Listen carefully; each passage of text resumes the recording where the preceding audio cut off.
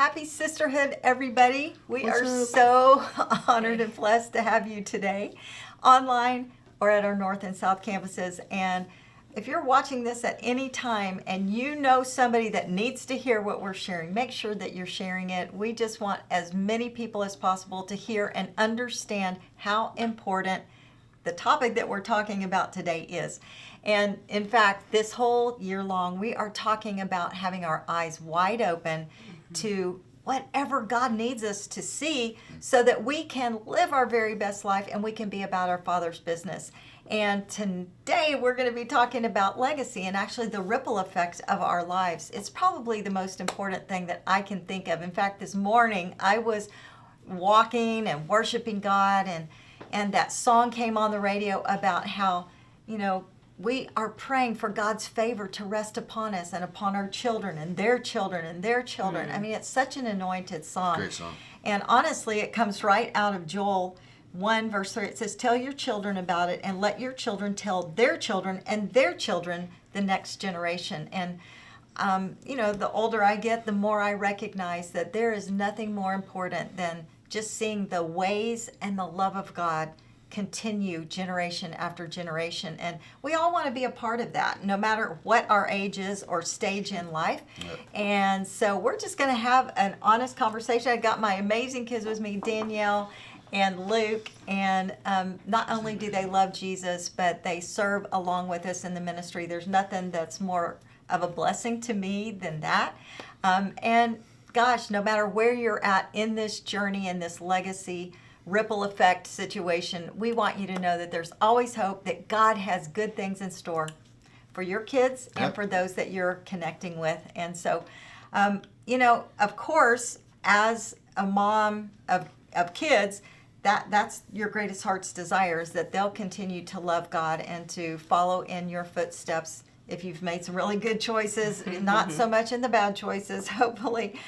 They've inherited my good stuff and my bad stuff. I'm sorry to say.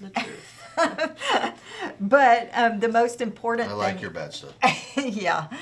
The most important thing is that we are always being watched. There are people watching us everywhere all the time. I remember even in my own life as a kid, you're not paying attention that much, but I so deeply appreciate that my parents brought me to church every single week. I love that they lived a healthy lifestyle in front of me. I love that they loved each other. They took us on vacations, just the everyday things that we take for granted sometimes when we're growing up. And so we're going to talk a little bit about legacy today. And so I just wanted to ask my kids, hey, what is it about maybe our lives or your journey with us and our family that made an impact on you and that you want to continue to pass down? I think for me, one of the most important things that you guys exampled was just authentic faith, and not just, from the platforms. I think that's an obvious way, but just in your daily routines. I always saw you guys having a quiet time. And it was just so authentic. I mean, it wasn't until I got older that I just thought it was a normal thing. I didn't realize until I met other families that wasn't something that just everybody did. So, just the authentic faith. I think being intentional about bringing your faith to your children is important, but I think just the authentic consistency, there it is. Seeing something consistent and done authentically over time speaks just so much louder. And so that's something that really rubbed off on me and that I hope to pass down to my son and potentially future children, not anytime soon. So stop asking. Yeah, something that passed down to me is mom's cussing. Oh, great. Uh-oh. I don't know where. Sorry about that. I'm kidding. Although it is kind of funny. It is funny. Yeah. It is funny. You're part of our family, it's funny. It's not a lot. It's not a lot. No. It's just when it happens, you're like, oh, good. It's they do amazing. No, besides the cussing all set aside. Yeah, is there anything? Yeah, I think one thing that sticks out to me that I loved about my family, and Danielle touched a little bit about it, but it's just how real they are. Mm-hmm. I get people that come up on a Sunday every week and they're like, man, are your parents just as real, at home as they are here? Absolutely. There's no hiding anything. And I think like, it's not like you gave us,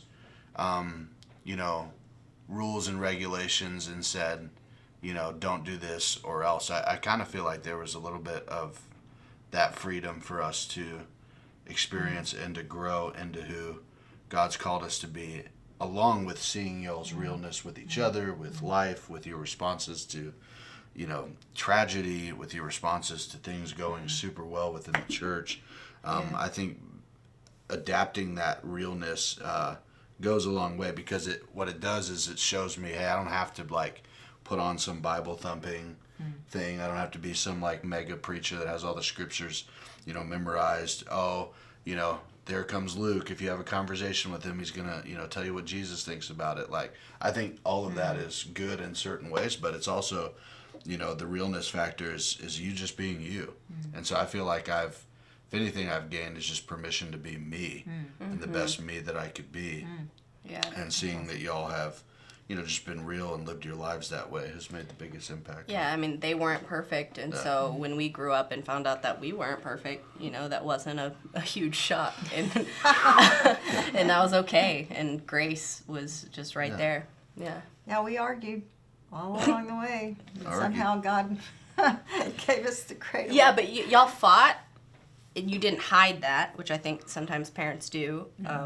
But we also saw y'all reconcile. Yeah. So seeing that just showed me that it's okay. Like, in marriage, it doesn't mean that you're not right for someone if you just get in an argument. It means that, there's a healthy solution to this, and that you can grow and still have a thriving, amazing marriage.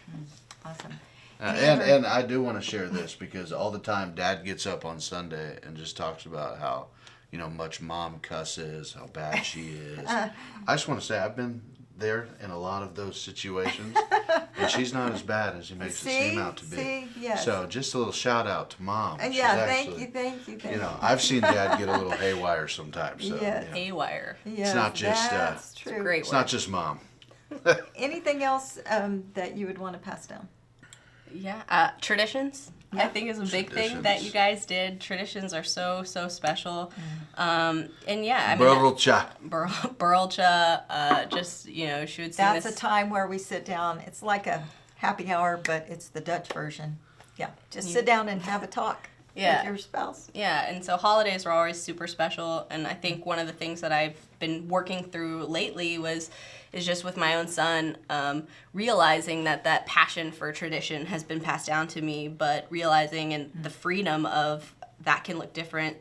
Like, I kind of had that pressure of, she does traditions so well. Like, they're amazing, they're spectacular, and so I kind of wanted to live up to that. But, when Sterling, reaches out his arms to me and he says, Mama, like, I'm his person. Like, I'm one of the most special people to him. And so whatever I do, just with that spirit of tradition that was passed down to me, is going to be amazing, because he loves me. Yeah, the other day I caught myself saying gezellig. And I was like, That means warm, cozy. just traditions. One thing I was going to tag, and we talked about this earlier before filming this, but I think sometimes it's easy to watch this and be like, oh, that's cool. The Kochs had all these traditions and memories, and look at the way Rob and Laura raised them. I came from a very difficult past. I don't have what you guys have. It's hard for me to really establish what my legacy is going to look like. So I just wanted to speak to those on that behalf. Just know that you have an opportunity to start fresh at any time. Yeah. Just because you experienced really difficult circumstances, or maybe parents weren't there, maybe just a rough childhood upbringing, whatever the case might be. I know there's always things that can kind of disrupt what you would like to see as legacy coming forward. But I just thought, like, the Lord was like, hey, just tell them that they can start whenever they want to. That it's okay. You can start a brand new journey right now. If your kids, if your parents did something that you're like, you know what, I don't want to bring this down into my family, it's totally fine to cut that cord and start a new tradition or new family memory. And so my encouragement to you is just know that anything's possible, and you do have an opportunity to create a legacy that is worthwhile for your family starting right now. That's awesome. And just to kind of sum up, because we want to have some great discussions, but just wanted to remind everybody that really this whole idea of legacy is not just with your children. Yep. It's actually up, down, and all around. That's how we leave a legacy, meaning, again, that everybody is watching us at all times. And so we have an opportunity with whoever we are rubbing shoulders with to leave a legacy, to speak life into, to help them along the way. You were talking about some of the girls that you're connecting with. Yeah, the yeah. young moms. I have a young moms small group, and we just get in the same space together, and immediately we feel like we're not alone.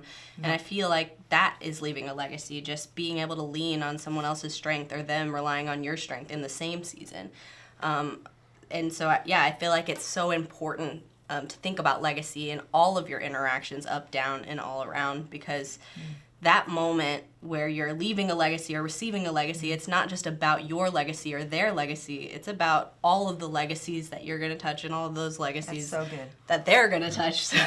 So many legacies at stake. Yeah. And on top of that, super like I important. don't want me, I don't want you to be that person that says, oh, that when your life is over and you're in heaven, with Jesus forever. Like, I don't want my legacy to be someone said, oh, that was some guy that said some cool things once from a platform. Like, and I don't want that to be the same thing for your story. Oh, that was a cool mom that did this for her kid, or that was a great, person that did this for somebody, or that, and sometimes we can get categorized into that stuff. And so I've always thought, man, if I don't even know where to go, hey, my parents' legacy, mega church pastors, senior pastors, I know I want to be in ministry, and I am along, side with them in ministry. But, when I was even thinking more about just that phrase in itself, it's like, I don't want to be some guy that, like, got up, sang some awesome songs, preached some awesome words, and that's it. Like, if there's anything, I want my legacy to be, man, this man loved his wife really well, loved his family really well, loved God's people very well. And if that's even just the three that I get remembered by, it's good enough for me. That's awesome. So, gosh, we know that your life makes a difference every single day, and I'm so, so grateful that you're participating in this, because, gosh, we need our eyes wide open to all the ripple effect of our lives. We love you so much. We hope you have a fantastic group, and we'll see you next time.